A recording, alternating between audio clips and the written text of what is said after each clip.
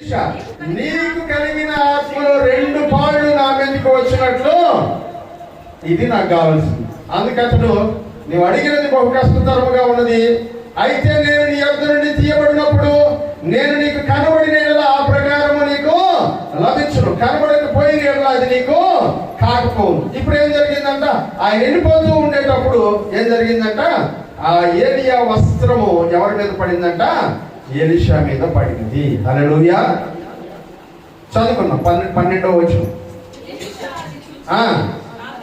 నా తండ్రి నా తండ్రి ఇశ్రాయేలు వారికి రథములను రౌతులను నీవే అని కేకలు వేసును. అంతలో ఏలియా అతనికి మరలా కనబడకపోయాను. అప్పుడు ఎలీషా తన వస్త్రమును పట్టుకొని 2 తునకలుగా చేసెను.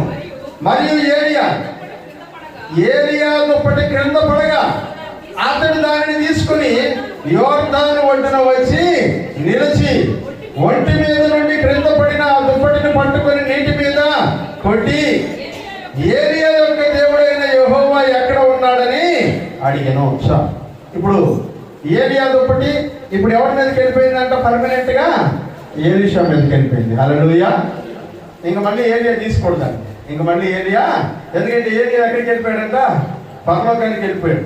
అతను ఉన్నంత కాలం ఆ దుప్పటి ఆయన మీదనే ఉండింది. అతను వెళ్ళిపోయేటప్పుడు ఆ బెడ్షీట్ ఎవరి మీద పడిందంట, ఎలీషా మీద పడింది. ఇప్పుడు ఎలీషా 2 ఆత్మను పొందినటువంటి వాడుగా దేవుని యొక్క సేవను కొనసాగిస్తూ ఉన్నాడు. హల్లెలూయా. ఏలియా ఎన్ని అద్భుతాలు చేశాడో ఎలీషా అంతకి డబుల్ అద్భుతాలు చేశాడు. ఏలియా ఎంతమంది రాజులను ప్రతిష్ఠించాడు, ఎలీషా అంతకు 2 రాజులని ప్రతిష్ఠించాడు. అంత గొప్ప సేవని పరిచర్య ద్వారా జరిగించాడు. ప్రియులారా, ఒకరి పిలుపునకు మరి ఒకరి పిలుపునకు గొప్ప వ్యత్యాసము ఉంటుంది. ఒకే పిలుపు అందరికీ ఉండదు. దావీదుతో దేవుడు మాట్లాడుతాడు. దావీదుతో దేవుడు మాట్లాడుతూ అన్నాడు, నేను నీ తర్వాత నీ కుమారులను వారి కుమారులను వారి కుమారులను నేను రాజులుగా నియమిస్తాను. ఇది రాజుగా ఉండడానికి దావీదులకు ఏర్పాటు చేయబడిన పిలుపు. అతని వంశావళికి దేవుడు ఇచ్చినటువంటి పిలుపు. ఈ పిలుపు మిగిలినటువంటి వాళ్ళకు ఇవ్వబడలేదు. యెషయాతో దేవుడు అన్నాడు, ఇదిగో నేను నిన్ను పిలుస్తూ ఉన్నాను, నా కొరకు ఎవడు వెళ్తాడు అని ఆయన అడుగుగా నేను వెళ్తానని యెషయా తనంతట తానే ఒప్పుకున్నాడు. అందుకని ఆయన పెదవులను దేవుడు పవిత్రపరిచి దేవుని పరిచర్యకు పంపించాడు. దేవుని వాక్యంలో యెషయా గ్రంథం 6వ అధ్యాయంలో మనం దాన్ని చదువుతాం. ఇర్మియాను దేవుడు పిలిచాడు, ఇర్మియా నేను నిన్ను పిలుస్తున్నాను, చిన్నపిల్లాడిని అనవద్దు, చిన్నపిల్లాడివి కాదు నువ్వు, అనేకుని బలమైనటువంటి ఇత్తడి గోడలాగా నేను నిన్ను నియమిస్తాను. ఇదిగో ఆయన నోటిని పవిత్రపరిచి బలమునిచ్చి వాక్యమును పెట్టి పంపించాడు ఇర్మియాను. యెహెజ్కేలుతో దేవుడు అన్నాడు, యెహెజ్కేలు తేళ్ల మధ్యకు సర్పముల మధ్యకు నేను నిన్ను పంపిస్తూ ఉన్నాను. ప్రవక్త అక్కడ ఉన్నాడని వాడు తెలుసుకునేటట్లు వాడు విన్నా వినకపోయినా నువ్వు వాక్యం చెప్తానే ఉండాలి. వాడు వినలేదని నువ్వు నిరుత్సాహపడిపోక నువ్వు వాక్యం చెప్తానే ఉండు అన్నాడు. అది యెహెజ్కేలు యొక్క పిలుపు. ప్రవక్తలందరూ ఇలాగే వివిధమైనటువంటి పనుల కొరకు పిలువబడ్డారు. అందరూ ఒకే రకమైనటువంటి పని కొరకు పిలువబడలేదు ప్రియమైనటువంటి వాళ్ళు. కానీ దేవుని పిలుపు వెనకాల ఒక ఉద్దేశం ఉంటుంది. ఊరికే దేవుడు ఎవరిని పిలవడు. హల్లెలూయా. ఊరికే దేవుడు ఎవరిని పిలవడు. దారిని ఎవరన్నా పోతున్నా అనుకో, విష్ణు పోతాను అనుకో, నేను పిలిచి అనుకో విష్ణు అని గట్టిగా అరిస్తే విష్ణు సార్ ఏ సార్ అంట వస్తాడు. ఊరికే పిలిచాడు అని అంటే ఒకసారి వస్తాడు, రెండోసారి వస్తాడు, మూడోసారి వస్తాడు, 4వసారి సార్ నేను పని మీద పోతున్నాను సార్, పని ఉంది ఎందుకు చెప్పండి అంటాడు. ఎందుకంటే ప్రతి పిలుపు వెనకాల ఒక ఉద్దేశము ఉంటుంది. దేవుడు మిమ్మల్ని పిలిచిన పిలుపు వెనకాల ఒక ఉద్దేశం ఉంటుంది. దాన్ని గమనించాలి. ఈ రోజున సంఘానికి లేనటువంటిది పిలుపును గ్రహించేటువంటి, పిలుపు వెనకాల ఉన్నటువంటి ఉద్దేశమును గ్రహించేటువంటి పరిస్థితి లేదు. ఊరికే దేవుడు ఎవరిని పిలవడు. దేవునికి నీ ఎడల ఒక ఉద్దేశము ఉన్నది. ఆ ఉద్దేశాన్ని బట్టి ఆయన నిన్ను పిలుస్తాడు.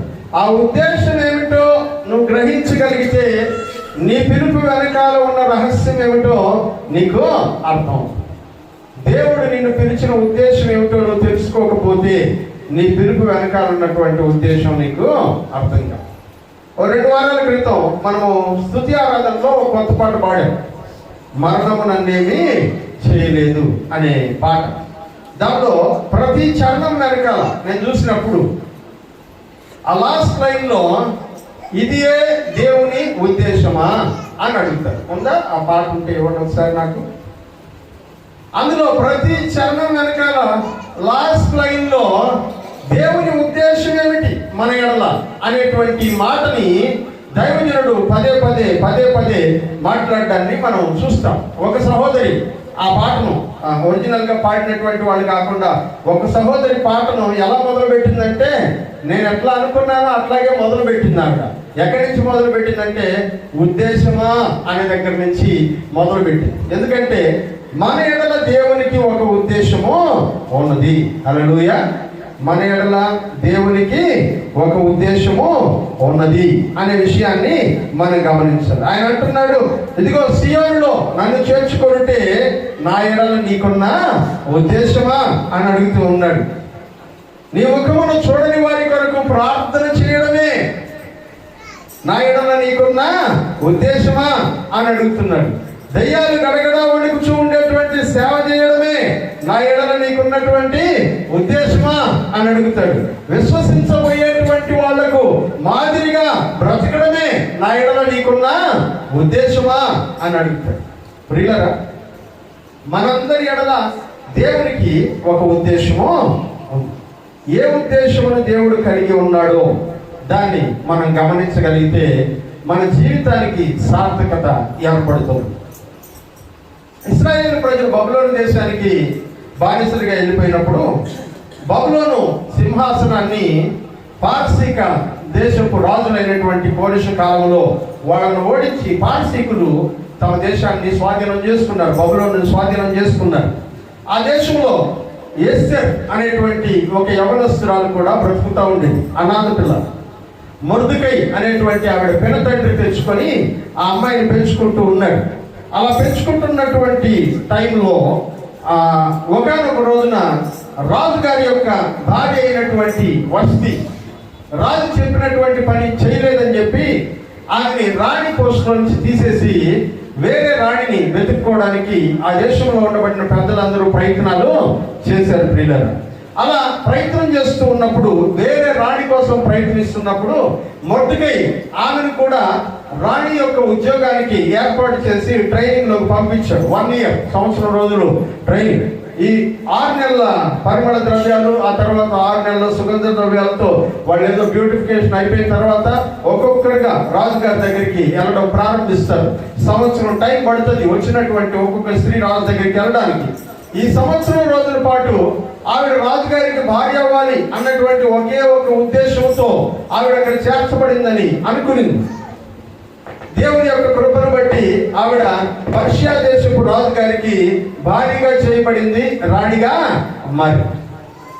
ఆమె రాణి అయింది. ఆమె అనుకుంటుంది, నన్ను మా చిన్నాయన ఎంత బాగా పెంచాడు, నన్ను ఎంత స్థితిలో పెట్టాడు మా చిన్నాయన, నన్ను రాణిగా ఉంచడానికే దేవుడు నన్ను ఈ స్థితికి తీసుకొచ్చాడేమో అని సంబరపడిపోతూ ఉన్నటువంటి టైంలో ఒక రోజున పిడుగు లాంటి వార్త ఒకటి వచ్చి పడింది ఆమె ఎదుటికి. అదేంటంటే ఈ దేశంలో ఉండబడినటువంటి ఇశ్రాయేలీలందరినీ చంపేసేటువంటి ప్లాన్ ఒకరు వేశారు.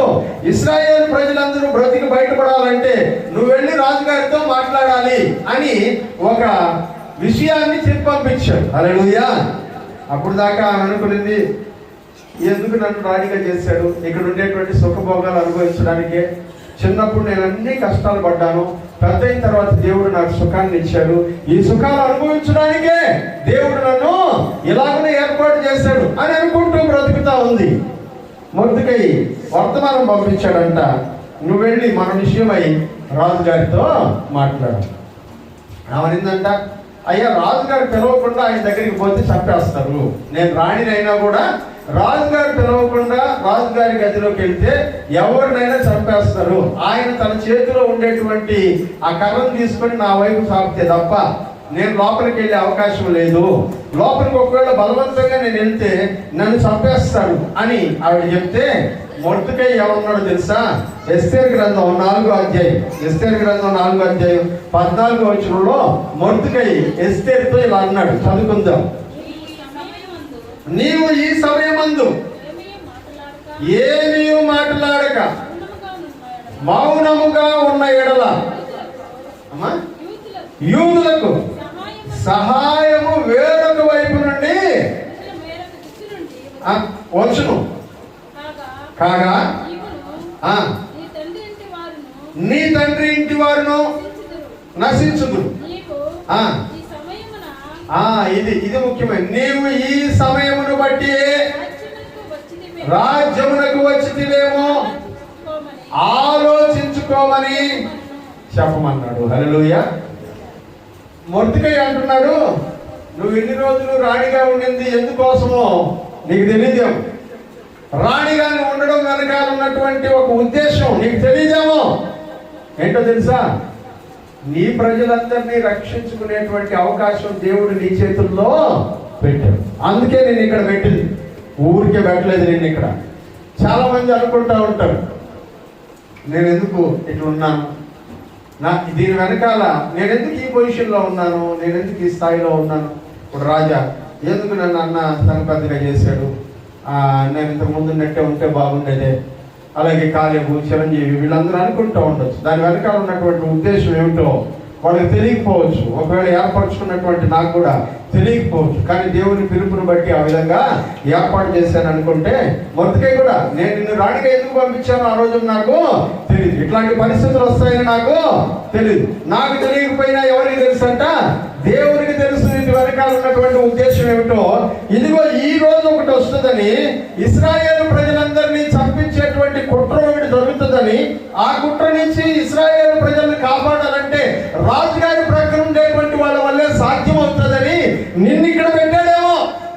ఈ సమయమును బట్టియే నువ్వు రాజ్యంలోనికి వచ్చితివేమో. ఒకవేళ నేను కాదు కూడదు, నేను చచ్చిపోతాను, నా ప్రాణం పోతుంది అని అనుకుంటే నువ్వు ఎట్టగా చచ్చిపోతావు. ఇశ్రాయేలు ప్రజలకు సహాయం మాత్రం ఇంకొక వైపు నుంచి వస్తుంది. హల్లెలూయా. ప్రియమైన వాళ్ళను, ఎస్తేరుకు ఉద్దేశం అర్థం కాదు అప్పుడు దాకా. మొర్దెకై పంపించినప్పుడు ఆలోచించిందామే, ఓహో నా జీవితం వెనకాల ఉద్దేశము ఇదా, నా జీవితం వెనకాల ఉద్దేశము ఇదా. ఈ ఉద్దేశంతో దేవుడు నన్ను ఏర్పాటు చేసుకున్నాడా? ప్రతి పిలుపు వెనకాల ఒక ఉద్దేశము ఉంటుంది. మొర్దెకైకి ఉద్దేశం ఏంటో అర్థమైంది ఇప్పుడు బాగా. ఎస్తేరుకి కూడా ఉద్దేశం ఏంటో ఇప్పుడు బాగా అర్థమైంది. అందుకని ఆవిడ ఏమైందో తెలుసా? ఇప్పుడు నాకు దేవుని ఉద్దేశం ఏమిటో అర్థమైంది కాబట్టి మీరు నా కోసం ఉపవాసం ఉండి ప్రార్థన చేయండి, నేను కూడా ఉపవాసం ఉండి ప్రార్థన చేస్తాను. ఒకవేళ చచ్చిపోవాల్సి వస్తే నేను చచ్చిపోతాను అనింది. హల్లెలూయా. దేవుని పిలుపు అర్థమైతే, దేవుని ఉద్దేశం అర్థమైతే, దేవుని పిలుపు వెనకాల ఉండేటువంటి ప్రణాళిక ఏంటో నీకు అర్థమైతే, దాని కొరకు నిన్ను నువ్వు సిద్ధపరచుకుంటే దేవుడి యొక్క గొప్ప ఆశీర్వాదాన్ని నీ ద్వారా దేవుడు జరిగించబోయేటువంటి గొప్ప కార్యాలని నువ్వు చూస్తావు. హల్లెలూయా. ఈరోజు చాలా మందికి దేవుని పిలుపు అది ఏంటో అర్థం కావట్లేదు. ఎందుకు తాము రక్షించబడ్డామో అర్థం కావట్లేదు. ఎందుకు తమకు ఈ స్థితిని దేవుడు అనుగ్రహించాడో అర్థం కావట్లేదు. పిలుపు అర్థం కానటువంటి ప్రజలు అనేక మంది ఈ రోజున ఉన్నారు.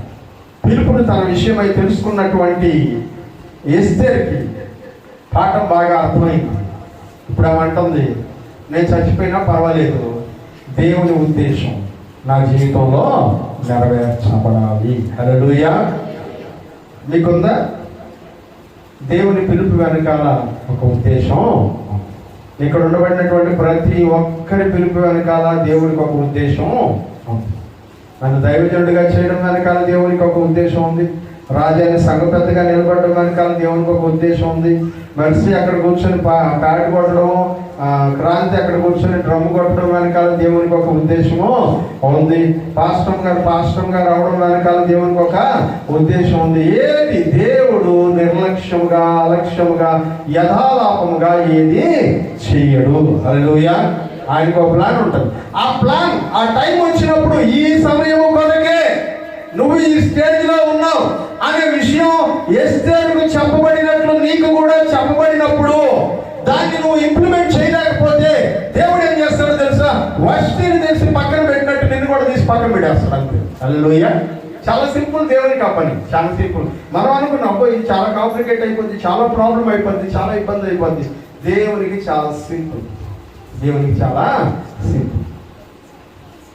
నేను అదే అనుకుంటూ ఉంటాను, ప్రభువా నా ఎడల నీకున్నటువంటి ఉద్దేశం, ఈ పిలుపు వెనకాల ఉన్నటువంటి ఉద్దేశం, దీన్ని ఫాలో అవ్వడం నాకు చాలా కష్టంగా ఉంది, చాలా ఇబ్బందికరంగా ఉంది. పరిస్థితులు నేను అనుకున్నట్లుగా అనుకూలించడం లేదు. ఏం చేయాలి? ఓపెన్ చేసినా ఏం చెయ్యాలి అని నేను ఆలోచిస్తూ ఉండేటప్పుడు దేవుని యొక్క తలంపు, దేవుని యొక్క ఉద్దేశం నన్ను ధైర్యపరిచినటువంటి అంశం, నిన్ను పిలిచిన వాడు నమ్మదగిన వాడు. హల్లెలూయా. మనకందరికీ తెలుసు యోసేపు గురించి.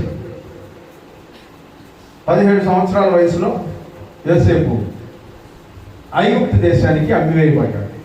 17 సంవత్సరాలు. ఎవరున్నారు ఇక్కడ? 17 హర్ష 17 16 17 సంవత్సరాల వయసు హర్ష. ఆ వయసులో హర్షలాగా యోసేపు ఉంటాడు. అట్లాంటి వయసులో ఉండేటప్పుడు ఐగుప్తు దేశానికి అమ్మివేయబడ్డాడు. అన్నలకి తన మీద ఎంత కోపమో అమ్మేశారు. మరి ఇప్పుడు నా పరిస్థితి ఏంటి? ఆడికి వెళ్ళి ఐగుప్తు దేశంలో ఏదో ఒక పనిలో చేరాడు. ఆ పనిలో ఏదో వాడి పోషణ జరిగిపోతా ఉంది. ప్రియమైన వాళ్ళారా, ఇంకో 13 సంవత్సరాలు గడిచాయి. 13 సంవత్సరాలు అయిన తర్వాత ఆ దేశానికి ప్రధానమంత్రిగా ఎవరున్నారంట? యోసేపు ఉన్నాడు. హల్లెలూయా. 13 సంవత్సరాల క్రితం అమ్మివేయబడినప్పుడు దేవుని ఉద్దేశం ఏమిటో 13 సంవత్సరాల క్రితం అర్థమో కాలేదు.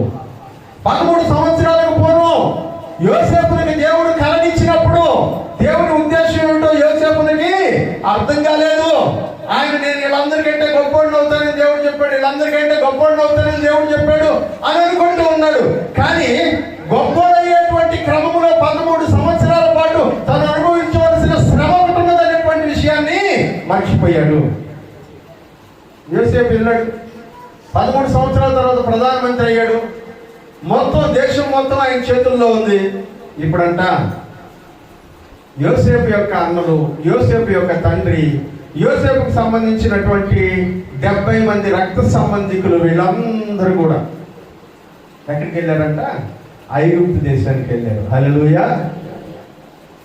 ఇప్పుడు వాళ్ళ అన్నలతో మాట్లాడుతూ యోసేపు అంటాడు, మీరైతే దీన్ని నా కీడు కొరకే చేశారు, కానీ దేవుడు తన యొక్క ముందస్తు ప్రణాళికలో భాగంగా మిమ్మల్ని అందరినీ పోషించడానికి నన్ను ఇక్కడికి పంపించాడు.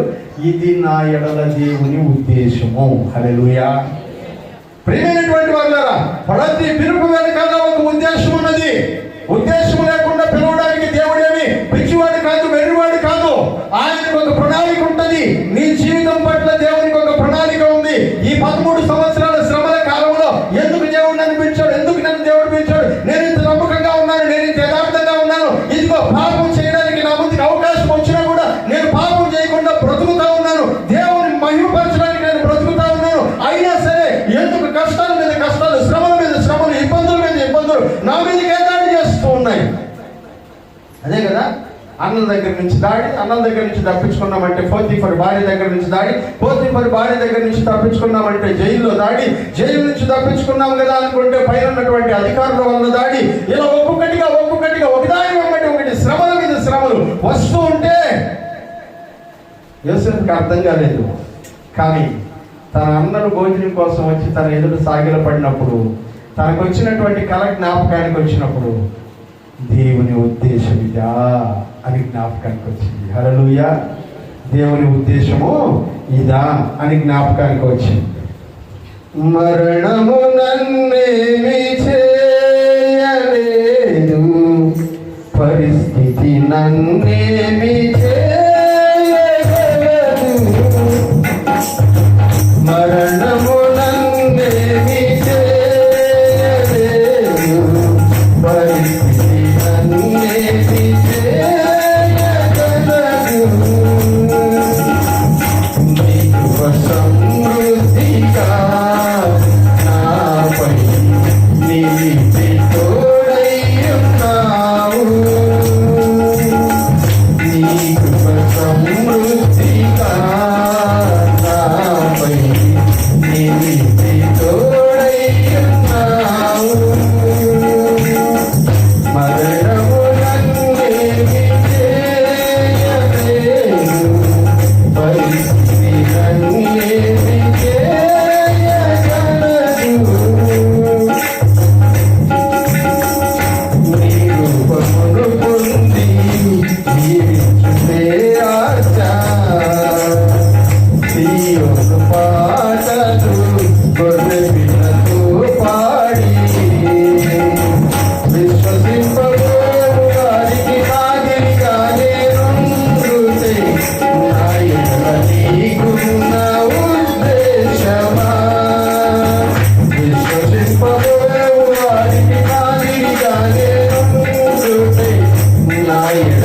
నీకున్న ఉద్దేశమా మరణము నన్నే దిక్కేయలేదు,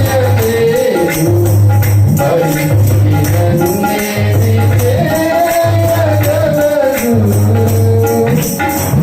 దేవునికి మన ఎడల ఒక ఉద్దేశం. ఎస్తేరుకి అర్థమైంది ఆమె ఉద్దేశం, ఆమె పట్ల దేవుని ఉద్దేశం ఏమిటో. యోసేపుకి అర్థమైంది ఆయన పట్ల దేవుని ఉద్దేశం ఏమిటో.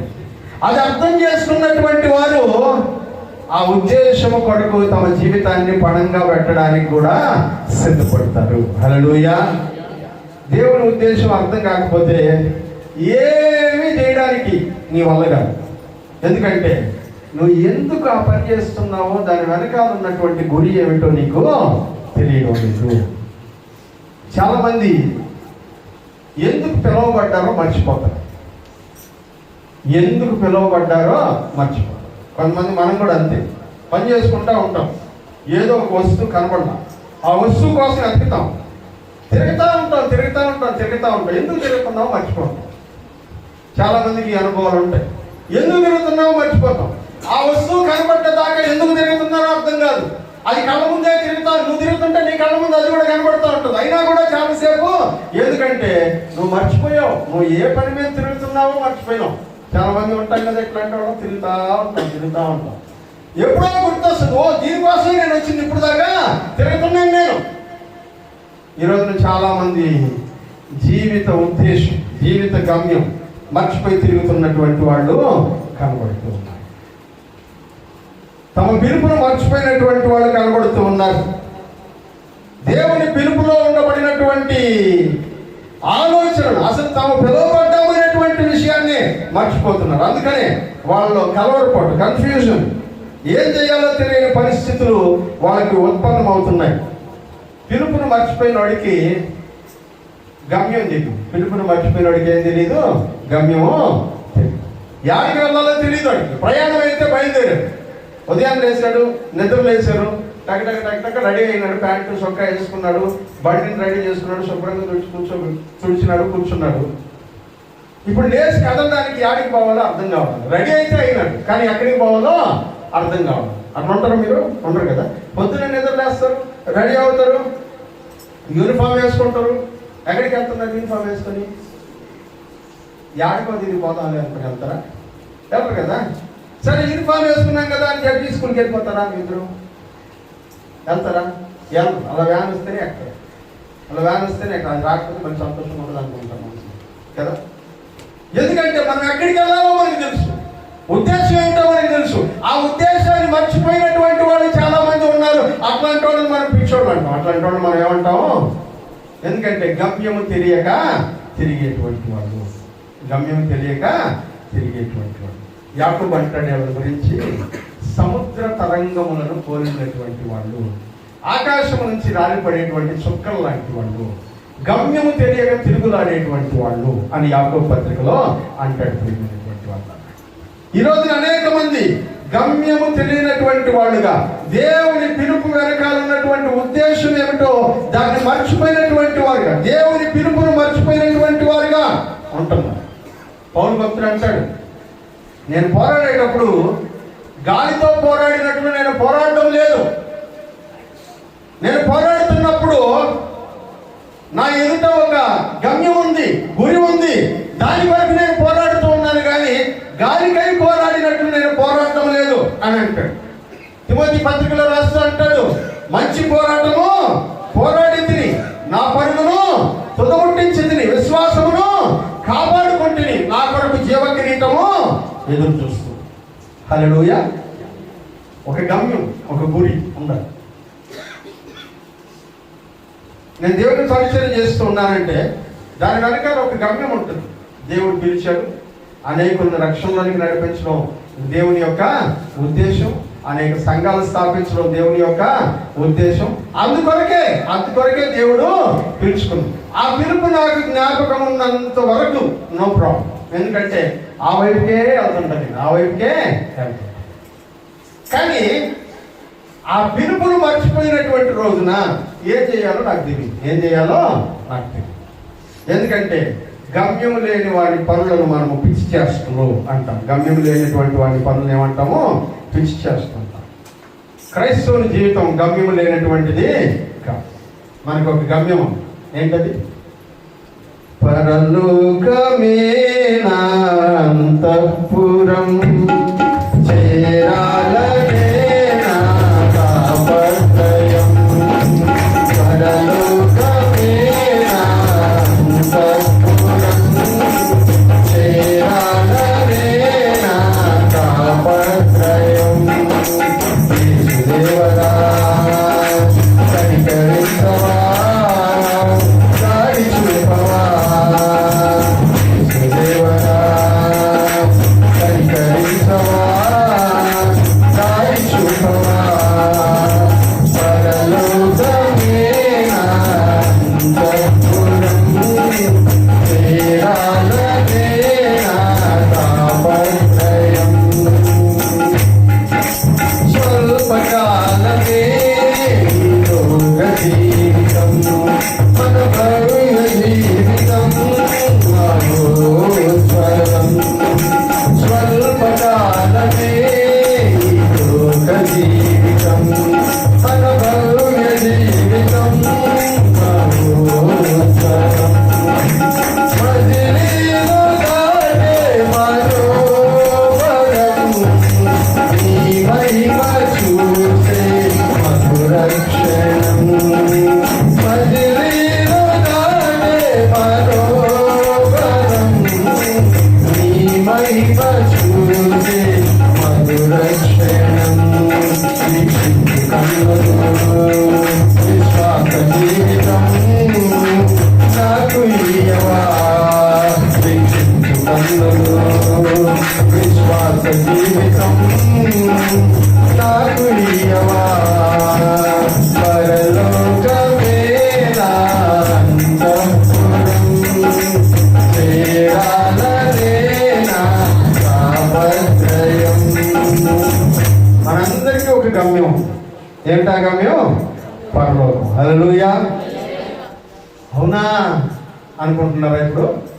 అదే మన గమ్యం. క్రైస్తవునిగా మన విశ్వాస జీవితం యొక్క గమ్యస్థానం ఏంటంట? పరలోక రాజ్యము. హల్లెలూయా. ఈ లోకంలో పడుతున్నటువంటి ప్రతి శ్రమకు కారణము పరలోక రాజ్యము. ఈ లోకంలో అనుభవిస్తున్నటువంటి ప్రతి ఒక్క ఇబ్బందికి కారణము పరలోక రాజ్యం అనేటువంటి గమ్యస్థానం మన ముందు ఉన్నది. ఆ గమ్యమును చేరుకునేటువంటి ప్రయత్నంలో ఎదురవుతున్నటువంటి ప్రతి అడ్డంకిని, ప్రతి శ్రమను, ప్రతి ఇబ్బందిని దాటుకుని వెళ్ళడానికి మనము శ్రమ పడుతున్నాము. కానీ చేతగాని వాళ్ళము కాదు. ఈరోజు చాలా మంది అనుకుంటున్నారు వీళ్ళకేమి చేత రాదు, అందుకని ఇట్లున్నారు. చేతగాని వాళ్ళవి కాదు ప్రియులారా. మన ముందు ఒక గమ్యము, ఆ గమ్యం కొరకే ఈ ప్రయాసం. హల్లెలూయా. ఆ గమ్యం వద్దనుకుంటే ఈ లోకంలో ఉన్నటువంటి వాళ్ళందరికంటే కూడా అధికమైనటువంటి సంపాద్యం చేసుకొనగలిగినటువంటి సామర్థ్యాన్ని దేవుడు మన చేతుల్లో పెట్టాడు. హల్లెలూయా. ప్రియమైనటువంటి వాళ్ళారా, దేవుని యొక్క గమ్యం మన ఎదుట ఉన్నది కనుక, దేవుని పిలుపు మనల్ని ఆ వైపునకు ఆకర్షిస్తూ ఉన్నది కనుక, ఇదిగో నీ జీవిత గమ్యము ఇది అని దేవుడు చెప్పాడు కనుక, ఆ గమ్యం వరకు మనం చేరుతున్నటువంటి ప్రయాణంలో ముందుకెళ్తూ ఉన్నప్పుడు అనేకమైనటువంటి అవరోధాలను మనము చూస్తున్నాం. గమ్యం మర్చిపోయినటువంటి వాడు ఎందుకు చేస్తున్నాడో, ఏం చేస్తున్నాడో తెలియకుండా చేస్తాడు. అదే భక్తులైనటువంటి ప్రసంగి అంటాడు. ఒకడు చాలా సంపాదిస్తాడంట, ఎందుకు సంపాదిస్తున్నాడో వాడికి తెలియదంట. చదువుతారా ప్రసంగి గ్రంథంలో అనుకుంటాను, చూడండి. చాలా సంపాదిస్తాడు కానీ ఎందుకు సంపాదిస్తున్నాడో వాడికి తెలియదు. వాడికి కొడుకులు లేరంట, కూతురు లేరంట, మనవాళ్ళు లేరంట, మనవరాళ్ళు లేరంట.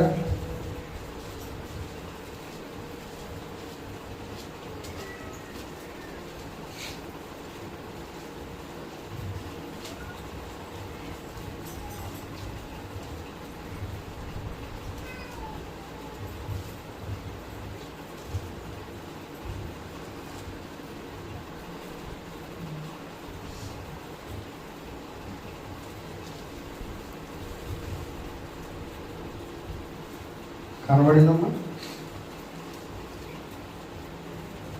వాడు చాలా కష్టపడి సంపాదిస్తాడంట. వాడికి కొడుకులు లేరంట, కూతురు లేరంట, మనవాళ్ళు లేరంట, మనవరాళ్ళు లేరంట. అయినా కూడా సంపాదిస్తూనే ఉంటాడంట. ఎందుకు సంపాదిస్తున్నాడో వాడికే తెలియదంట. వచనం చెప్పి చదువు. 4:7 చదువు. కనబడిను ఒంటరిగా ఉన్న ఒకడు కలడు, అతనికి జతగాడు లేడు, కుమారుడు లేడు, సహోదరుడు లేడు. అయినను అతని ఎడతెగక కష్టపడును, అతని కన్నా ఐశ్వర్యం చేత తృప్తి పొందడు. అతడు సుఖం అన్నది ఎరుగగా ఎవరి నిమిత్తము కష్టపడుతున్నానని అనుకోడు. ఇది వ్యర్థముగాను బహు చింత కలిగించును. ఏంటంట? ఎందుకు సంపాదిస్తున్నాడో వాడికి గమ్యం లేదు, చేస్తూనే ఉంటాడు. గమ్యము దానివలన నువ్వు గమ్యం చేరుకోలేవు. ఎందుకంటే వాడి గమ్యం తెలియదు. ఏ గమ్యం కొరకు తను చేస్తున్నాడో కష్టపడుతున్నాడో తెలియదు. అయిపోయిన తర్వాత అంతా వదిలేసి వెళ్ళిపోతామని తెలుసు అంటున్నాడు భక్తుడైనటువంటి సొలొమోను గారు. అయినా సరే కష్టపడతానే ఉంటాడు. అయినా సరే గమ్యము లేనటువంటి జీవితం, గమ్యము లేనటువంటి జీవితం ఆయనకు తెలుసు. ఇవన్నిటిని చెప్పిన తర్వాత లాస్ట్లో ఆయన అంటాడు, యవ్వనుడా నీ యవ్వనమందు సంతోషించుము. చదవండి 11వ చూడండి.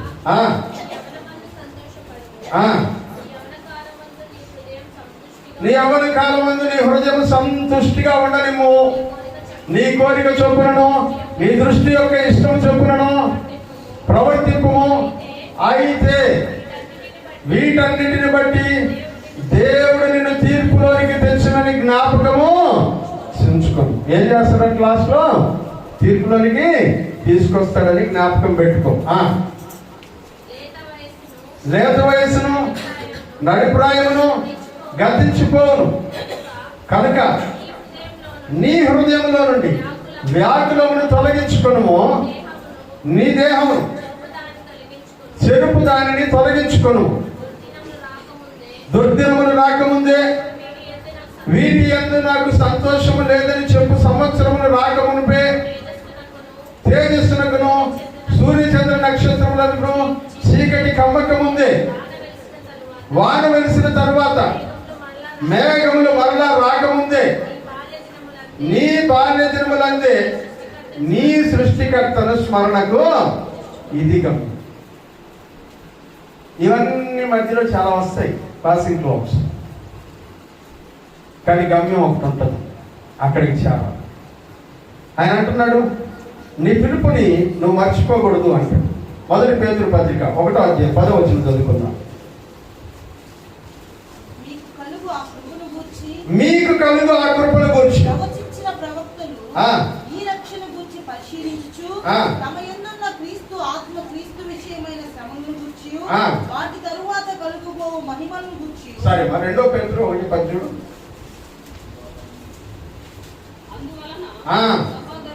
సహోదరులారా మీ పిలుపును ఏర్పాటును నిశ్చయము చేసుకొనుటకు ఏం చేయాలంట? ఫస్ట్ మన పిలుపు వెనుక ఉన్నటువంటి ఉద్దేశం ఏమిటో. రెండవదిగా చెప్తూ ఉన్నాడు నీ పిలుపుని నిశ్చయం చేసుకో. నీ పిలుపుని నిశ్చయం చేసుకో. కన్ఫర్మ్, ఒకసారి కన్ఫర్మ్ చేసుకో. ఇక్కడి నుంచి ఒక పని మీద మీరు నెల్లూరుకి వెళ్తున్నారు, బయలుదేరే ముందే కన్ఫర్మ్ చేసుకుంటారు. ప్రయాణం వృధా కాకుండా ఉండడానికి బయలుదేరే ముందే కన్ఫర్మ్ చేసుకుంటారు. ప్రయాణం వృధా కాకుండా ఈరోజు ఈ పని అవుతుందా, ఈరోజు ఈ పని అవుతుందంటే మనం బయలుదేరవచ్చు. లేకపోతే దేవుడు అంటున్నాడు మీ పిలుపును నిశ్చయం చేసుకోండి. చదువు మళ్ళీ ఒకసారి అమ్మా. సహోదరులారా మీ పిలుపును ఏర్పాటును నిశ్చయము చేసుకున్నటకు మరి జాగ్రత్తగా ఉండండి. ఎందుకొరకు మీరు ఉన్నారు ఇక్కడ? ఎందుకొరకు మీరు దేవుని మందిరానికి వచ్చారు? ఎందుకొరకు యేసు ప్రభువుని రక్షకుడిగా అంగీకరించారు? ఎందుకొరకు దేవుని యొక్క సేవలో ఉన్నాం? ఎందుకొరకు దేవుడు నాకు ఈ పని అప్పగించాడు, ఎందుకొరకు నాకు ఈ బాధ్యతను దేవుడు ఇచ్చాడు. మీ పిలుపుని నిశ్చయం చేసుకో, అవునా కాదా అని డెసిషన్ తీసుకో. నెంబర్ 3 దేవుడు నిన్ను ఏ ఉద్దేశం కొరకు పిలిచాడు, ఆ ఉద్దేశం నీ గమ్యమైతే దాని కొరకు ప్రయాసపడాలి. హల్లెలూయా. 3 ఏం చేయాలంట? దేవుడు నిన్ను దేని కొరకు పిలిచాడో ఆ గమ్యం నీకు తెలిసిన తర్వాత ఇక నీ యొక్క దృష్టి అంతా దేని మీద ఉండాలంట? ఆ గమ్యం మీదనే ఉండాలి. హల్లెలూయా. ఆ గమ్యం మీదనే ఉండాలి. ఈ మధ్య నేను ఒక బ్రదర్ పంపించినటువంటి వీడియో చూశాను. రన్నింగ్ రేస్ దొరుకుతా ఉంది, ఇంకొక 10 మీటర్లు ఉంటుంది లైట్ క్రాస్ అవడానికి. వెనకాల చాలా మంది పరిగెస్తున్నారు, వాళ్ళందరూ చాలా దూరంలో ఉన్నారు. వీడు ఆల్మోస్ట్ 10 మీటర్ల దగ్గరికి వచ్చేసాడు. నాకు శంకర్ కొన్నంత దూరం కూడా ఉండదు అనుకుంటా, ఇంత దగ్గరికి వచ్చేసాడు. ఇంకెంత 2 అడుగులు వేస్తే వెళ్ళిపోదాంలే అనుకొని ఆడికొచ్చి మనోడు స్పీడ్గా పరిగెస్తున్నాడు. ఒకరువా స్లో అయ్యి ఈ పక్కన ఉండే వాళ్ళని చూసి ఇట్లా అనుకుంటా, ఈ పక్కన ఉండే వాళ్ళని చూసి ఇట్లా అనుకుంటా ఉన్నాడు. ఈ లోపల ఒక పొట్టు తాగేసి అయిపోయింది. ఇప్పుడు ఎవరికి చేయగలవు? గురి తప్పకూడదు ప్రియులారా. దావీదు చేతిలో ఉండబడినటువంటి రాయి ఒడిశలో పెట్టబడిన తర్వాత గురి నేరుగా గొల్యాతు నుదిటి మీదకే. హల్లెలూయా. మన గురి తప్పదు. అందుకనే భక్తుడైనటువంటి పౌలు గారు అంటున్నాడు, నేను గురి ఎత్తుకే పరిగెత్తుచు ఉన్నాడు. ఫిలిప్పీయులకు రాసిన పత్రిక 3వ అధ్యాయం 10 నుంచి 14 వచనాలు చదువుకుందాం. ఫిలిప్పీయులకు రాసిన పత్రిక 3వ అధ్యాయం 10 నుంచి 14 వచనాలు. ఏ విధము చేతనైనను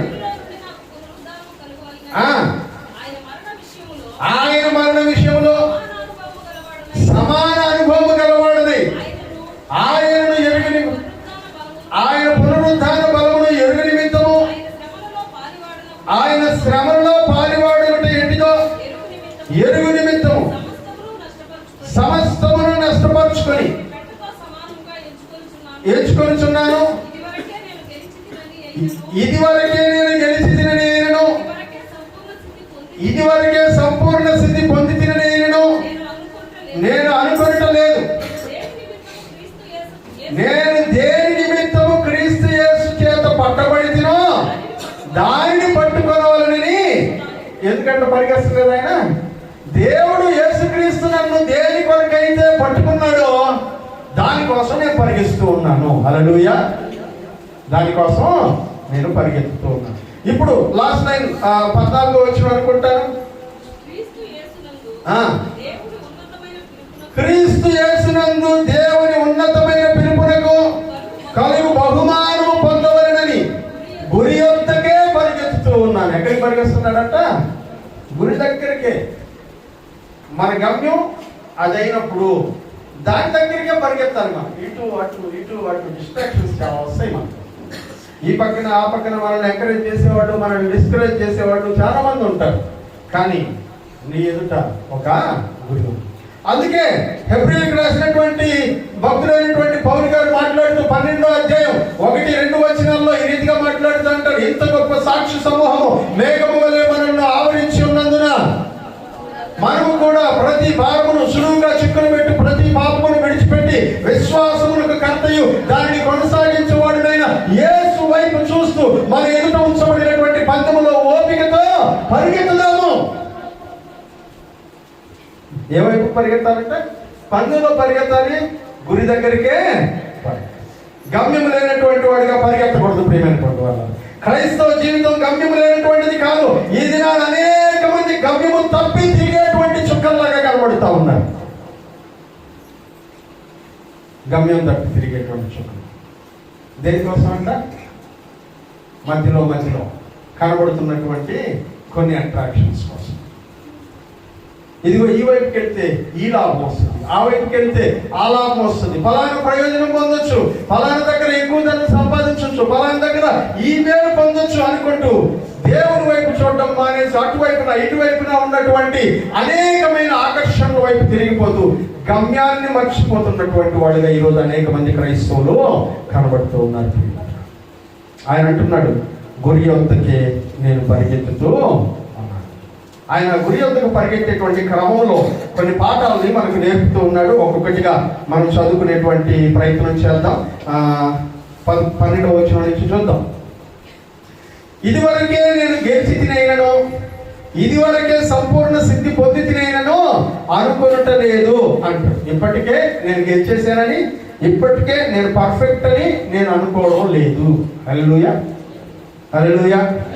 ఎవరు ఈ మాట చెప్పింది చెప్పండి?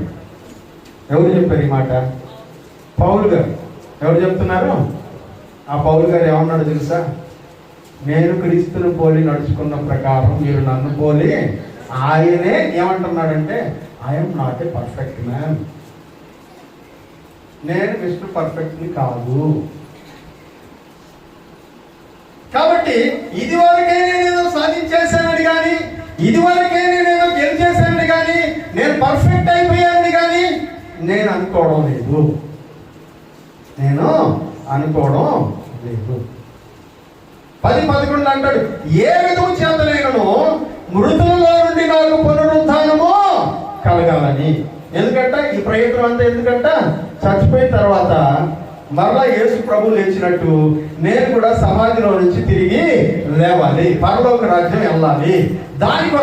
దాని కొరకు అలాగే ఆయన మరణం విషయంలో సమాన అనుభవం గలవాడనై, ప్రభు అయినటువంటి యేసుక్రీస్తు మరణంలో నేను కూడా సమాన అనుభవం గలవాడనై ఆయన పునరుద్ధాన బలమును ఎరుగు నిమిత్తము, పునరుద్ధారమైన తర్వాత ప్రభువునికి రకరకాలైనటువంటి అధికారము, శక్తి, బలము సమకూరే కదా, వాటిని నేను సంపాదించుకునే నిమిత్తము, అలాగే ఆయన శ్రమలలో పాలివాడము అవుట ఏంటిదో ఎరుగు నిమిత్తము. ఆయన శ్రమల్లో పాలివాడవడం ఏంటిదో అంటే ఆ గమ్యం కోసము ఏం చేస్తున్నాడంట? సమస్తమును చదవండి. సమస్తమును నష్టపరుచుకొని వాటిని పెంటతో సమానముగా గమ్యం చేరాలంటే ఇక్కడ ఎన్ని కనబడ్డా అవన్నిటిని వదిలేసుకుంటేనే గమ్యం దగ్గరికి వెళ్ళగలం. హల్లెలూయా, హల్లెలూయా. గమ్యం చేరాలని, నీతో ఉండాలని పగలు రేయి పరవశించాలని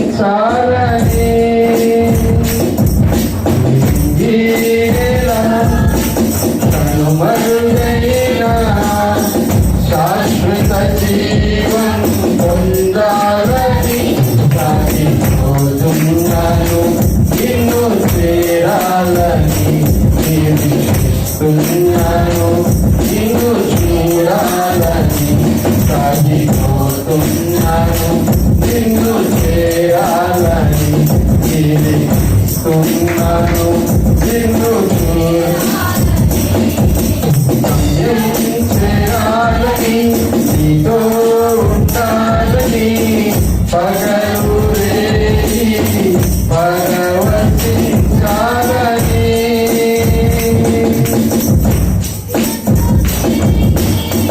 జగమంతా నడచి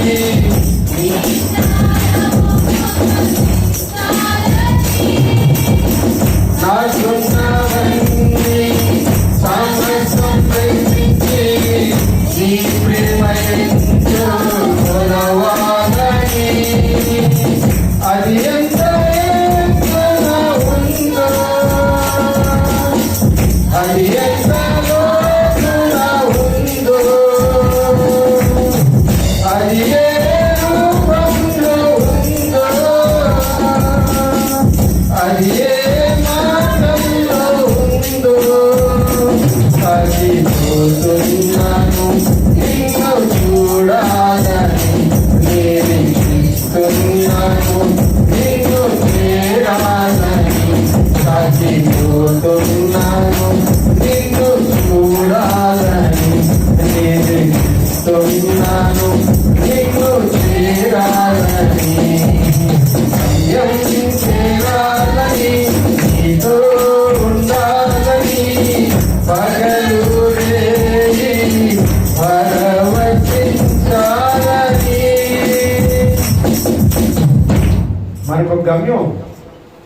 ఆ గమ్యం యేసు ప్రభు. హల్లెలూయా. ఆయన్ని చేరుకోవడమే మన జీవిత గమ్యం. ఆయన దగ్గరికి వెళ్ళడమే మన జీవిత గమ్యం. వాక్యంలో భక్తుడైనటువంటి పౌలు గారు అంటున్నాడు, ఆయన్ని చేరుకోవడానికి సమస్తమును నష్టపరుచుకొని వాటిని పెంటతో సమానముగా ఎంచుకుంటాం. ఉపయోగమైనవా కాదా అంటే ఉపయోగకరమైనవే. వాక్యం అంటాడు, ఏవి నాకు లాభకరములై ఉండనో అవన్నీ నేను నష్టముగా ఎంచుకుంటున్నాను. ఒకప్పుడు అవన్నీ నాకు చాలా ఇంపార్టెంట్, చాలా లాభం, కానీ ఇప్పుడు అవన్నీ నాకు నష్టం అనుకుంటున్నాను. ఎందుకంటే నాకు యేసుక్రీస్తు అనేటువంటి గమ్యం దొరికింది. ఆ గమ్యం వైపు పరిగెత్తేటప్పుడు ఇట్లాంటివన్నీ నాకు మధ్యలో అడ్డాలు రాకూడదు. కాబట్టి ఇవన్నీ నేను నష్టముగా, ఒకప్పుడు ఇంపార్టెంట్ ఇవన్నీ నాకు ఇప్పుడు ఇంపార్టెంట్ కాదు, ఇప్పుడు ఇంపార్టెంట్ కాదు. అవన్నీ పెంటతో సమానముగా ఎంచుకుంటున్నాను. దేంతో సమానంగా అంట? ఈరోజు ఆదివారం దేవుని మందిరంలో ఉండాలి, 5,000 ఇస్తున్నారు పనికి పోతే. ఎంత? దేంతో సమానంగా ఎంచుకోవాలా చెప్పరే? ఎంచుకుంటున్నారా? ఎంచుకుంటే మన చర్చి పట్టదు. ఎంచుకుని ఉంటే ఈరోజు మన చర్చి పట్టదు. పెంటతో సమానముగా ఎంచుకొని ఏం తీసుకుంటావా? దాన్ని కరెక్ట్గా చెప్తే తీసుకుంటావా? మరి నువ్వు దీన్ని ఎందుకు అనుకోవట్లేదా? పౌలు అంటున్నాడు, నేను చెప్పట్లా. సమస్తమును నష్టపరుచుకొని వాటితో పెంటతో సమానముగా ఎంచుకుంటూ ఉన్నాను. ఎంత వాల్యుబుల్ అయినా పర్వాలేదు, నాకు దానికంటే వాల్యుబుల్ నేను పరలోకరించాను. ఆ గమ్యస్థానంలో ఒక భాగం నేను ప్రతి ఆదివారం దేవుని మందిరంలో ఉండడం, ప్రతి ఆదివారం బలంలో చేయడం ఆ గమ్యస్థానంలో ఒక భాగం. దానికి పెళ్లి రావచ్చు, కర్మంత్రం రావచ్చు, చావు రావచ్చు, ఏమైనా రావచ్చు.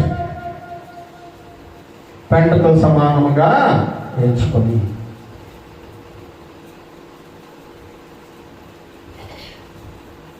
ముందుకెళ్తే గమ్యాన్ని చేరుతాం. అందుకని 11వ వచనం చదువుకుందాం. 12 ఇదివరకే గెలిచి అయినను, ఇదివరకే సంపూర్ణ సిద్ధి పొందితే అయినను అనుకుంటలేదు, కానీ నేను దేని నిమిత్తము యేసు చేత పట్టబడి తినో దాన్ని పట్టుకోవాలని పరిగెస్తున్నాను. యేసుక్రీస్తు ఎందుకు నమ్ముకున్నాం? పరలోకం ఇస్తాడని కదా, దానికోసమే నేను పరిగెడుతున్నాను.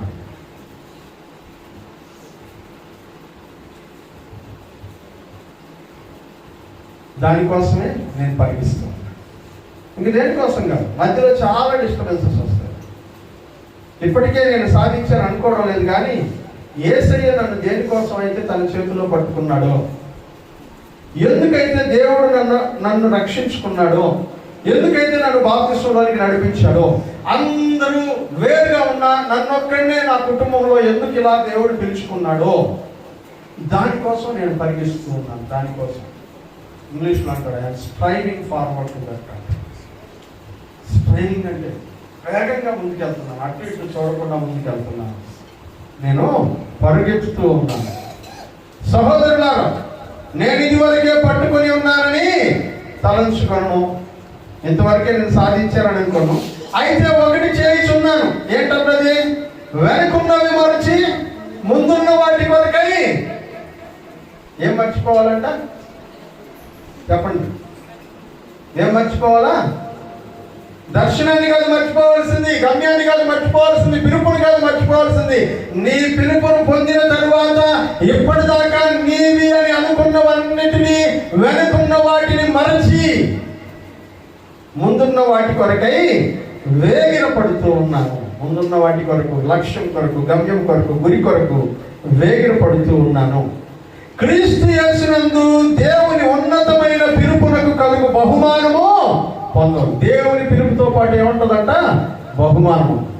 క్రీస్తు యేసునందు దేవుని ఉన్నతమైన పిలుపునకు కలుగు బహుమానము పొందవలనని గురి యొద్దకే పరిగెత్తుతూ ఉన్నాం. గురి యొద్దకే పరిగెత్తుతూ ఉన్నాం. ప్రియులారా, తిమోతి రాసినటువంటి మొదటి పత్రికలో భక్తుడైన పౌలు గారు మరొక మాట చెప్తాడు, చదువుకుందాం.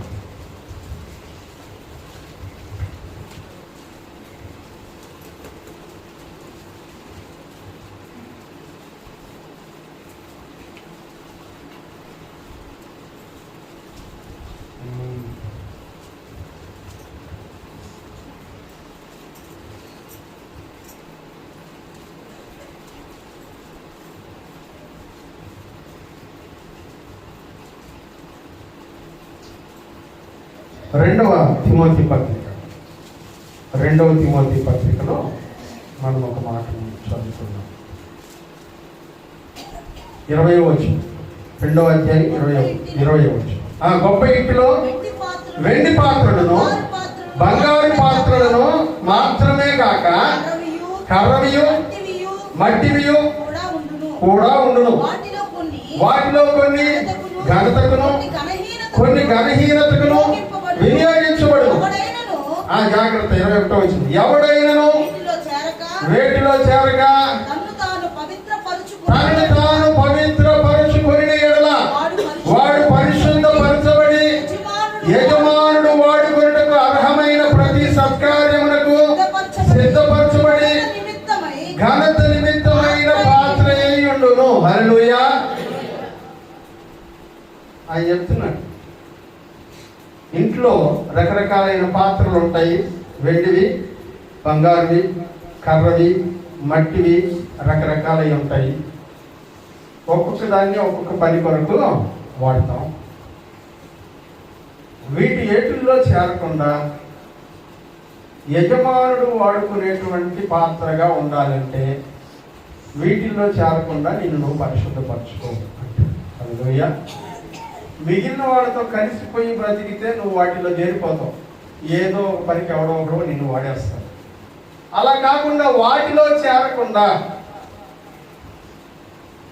స్పెషల్గా దేవుని చేత వాడబడాలంటే నిన్ను నువ్వు పరిశుద్ధపరచుకో అని.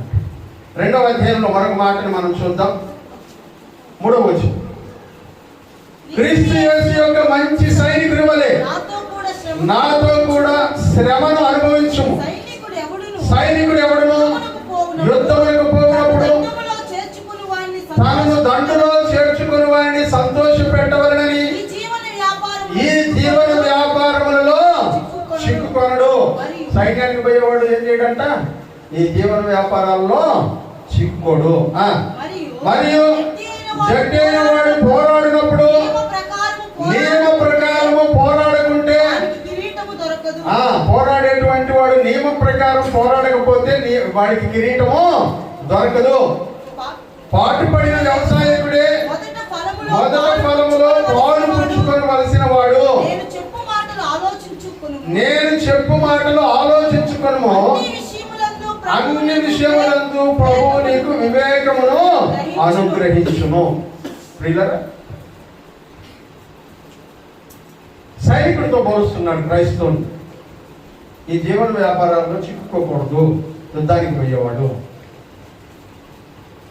అట్లాగే పోరాటానికి వెళ్ళేటువంటి వాడు టీంలో ఉండేటప్పుడు టీం గురించి ఆలోచించాలి కానీ పక్కన వాటి గురించి ఆలోచించకూడదు. నియమం ప్రకారం పోరాడకపోతే వాడికి కిరీటము దొరకదు. రూల్స్ అండ్ రెగ్యులేషన్స్ లో పరిగెత్తాలి. అట్లాగే కష్టపడి వ్యవసాయం చేసిన వాడే ప్రతిఫలమును పొందుతాడు. మన గమ్యం ఏంటి? దేవుని పిలుపు నీకుందా? ఫస్ట్ ఆఫ్ ఆల్ పిలుపు లేకుంటే నువ్వు ఇక్కడ దాకా రావు, తెలుసు. దేవుడు నిన్ను పిలిచాడు. అబ్రహామును పిలిచినట్లు, మోషేను పిలిచినట్లు, యాకోబును పిలిచినట్లు, ఇస్సాకును పిలిచినట్లు, యెహోషువను పిలిచినట్లు, ఎలీషాను పిలిచినట్లు దేవుడు నిన్ను పిలిచాడు. వాళ్ళ పని వేరు, నీ పని వేరు. వాళ్ళ పనితో మనకు కంపారిజన్ అక్కర్లా. మనల్ని దేవుడు ఎందుకు పిలిచాడో ఆ పని వైపు చూడాలా. హల్లెలూయా. ఎప్పుడు ఒకడు ఓటమికి కారణం ఏంటంటే డిస్ట్రాక్షన్, ఏకాగ్రత చెదిరిపోవడం. ఓటమికి కారణం పక్కని వాడి దాన్ని చూడాలి అనుకోవడం మన ఏకాగ్రత చెదిరిపోవడానికి కారణం.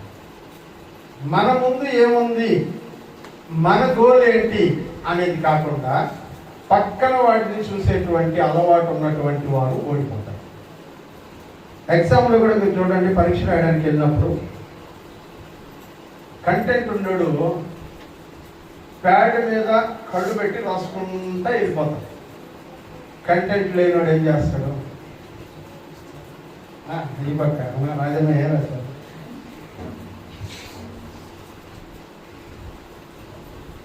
కంటెంట్ ఉన్నోడికి ఏం చేయాలో తెలుసు. ఈ క్వశ్చన్ ఇంత టైం ఉంది, ఈ టైం లోపల ఇది కంప్లీట్ చేయాలి, సెంటర్ రావాలి నాకు. ఎందుకంటే వాడి దగ్గర కంటెంట్ ఉంది, వాడికి ఒక ఏం ఉంది, దీంట్లో 100% నాకు రావాలా, దానికోసం ప్రయాసపడుతున్నాడు. గమ్యం చేయకుండా వీడికి ఎగ్జామ్ రాయాలని తెలుసు, పరీక్షలో పాస్ అవ్వాలని తెలుసు, అయినా సరే వీడు చదవడు, సంవత్సరం మొత్తం రోడ్ల మీద తిరుగుతాడు. లాస్ట్లో పోయి పరీక్ష హాల్లో ఎగ్జామ్ షీట్ ముందు కూర్చుంటే వాడికి ఏం గుర్తొస్తుంది? ఎందుకంటే సంవత్సరం అంతా డిస్ట్రాక్షన్. ఒకరోజు మహేష్ బాబు సినిమా, ఒకరోజు జూనియర్ ఎన్టీఆర్ సినిమా, ఒకరోజు ఇంకొక ఎన్టీఆర్ సినిమా. లైఫ్ అంతా డిస్ట్రాక్షనే. ఒకరోజు ఫ్రెండ్స్, ఇంకొక రోజు పార్టీలు, ఇంకొక రోజు ఇంకో చోట. నీకొక గమ్యం, నీకొక గురి, అది లేనటువంటి వాడుగా నువ్వు బ్రతుకుతా ఉన్నావు కదా. నేను పిలిచినటువంటి పిలుపు ఏమిటో తెలుసుకోకుండా, ఆ గమ్యం వైపు చూడకుండా మధ్యలో వస్తున్నటువంటి అనేకమైనటువంటి అట్రాక్షన్స్ వైపు నువ్వు లోనైపోతూ గమ్యాన్ని మర్చిపోతున్నటువంటి పిచ్చివాళ్ళగా మారిపోతున్నావు కదా. గమ్యం చేరలేనటువంటి వాళ్ళు అనేక మంది ఉన్నారు. నువ్వు నేను పరిగెత్తుతూ ఉన్నాం. పౌలు భక్తుడు అంటాడు, మన ఎదుట ఉంచబడిన పందెములో ఓపికతో పరిగెత్తుతాం. ఎంత గొప్ప సాక్షి సమూహము మేఘము వలె మనలను ఆవరించి ఉన్నది. మనం కూడా ఏం చేయాలంట? ఎట్లా సులువుగా చిక్కులు పెట్టు మధ్య మధ్యలో మనల్ని సులువుగా ఏదో ఒక రకంగా చిక్కుల్లో పెట్టేసేటువంటి పాపమును విడిచిపెట్టి విశ్వాసములకు కర్తయు దానిని కొనసాగించేవాడునైనా యేసు వైపు చూస్తూ మన ఎదుట ఉంచబడిన పందెములో ఓపికతో పరిగెత్తుతాం.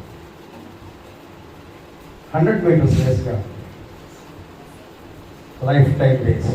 హల్లెలూయా. లైఫ్ టైం రేస్ ఎట్లా పరిగెత్తాలో అర్థం కావడం లేదా?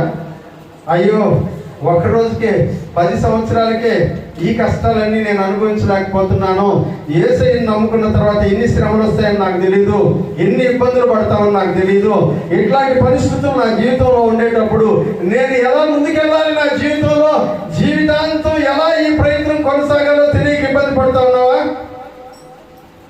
రేపు బుధవారం రోజు జీవితాంతం యేసుతో ప్రయాణం అనే అంశం మీద బైబిల్ సెమినార్ పెరుగర్తిలో జరుగుతూ ఉంది. బుధవారం రోజున చర్చ్ యానివర్సరీ రోజు రండి, ఈ ప్రయాణాన్ని యేసుతో కొనసాగిద్దాం. ప్రార్థన చేసుకుందాం. ప్రార్థన చేసుకుందాం.